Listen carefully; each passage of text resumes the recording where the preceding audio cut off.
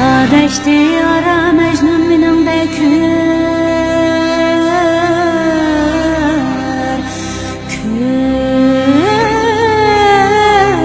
körmemiş devran Huyundek her zaman bir körmegen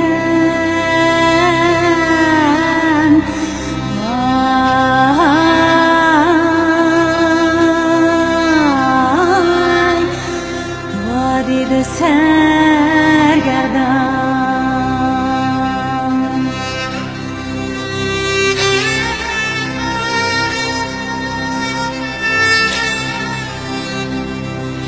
Zayıf o dert andişe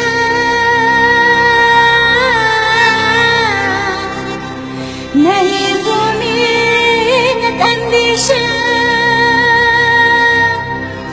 Zelil o bisr o zaman katili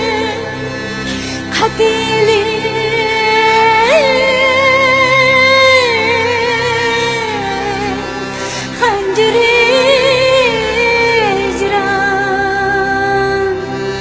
Vay bağanımdan bilek kankim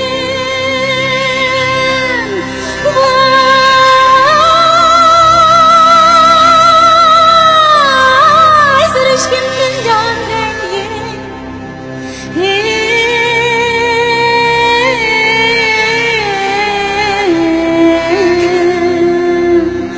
Ne derdim muhtığa teskin hecrim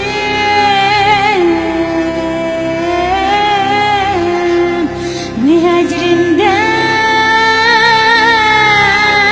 derdiye derman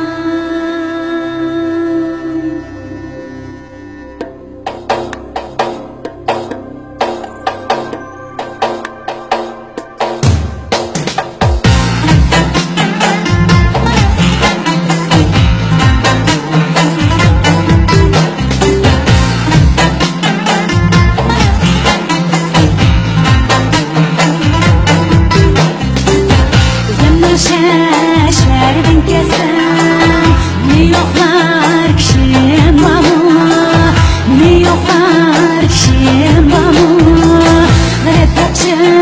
şerde yürsem Ne yoklar kişim bamu Hep açı şerde yürsem Ne yoklar kişim bamu Bu meskin zar neşetim Vay kişi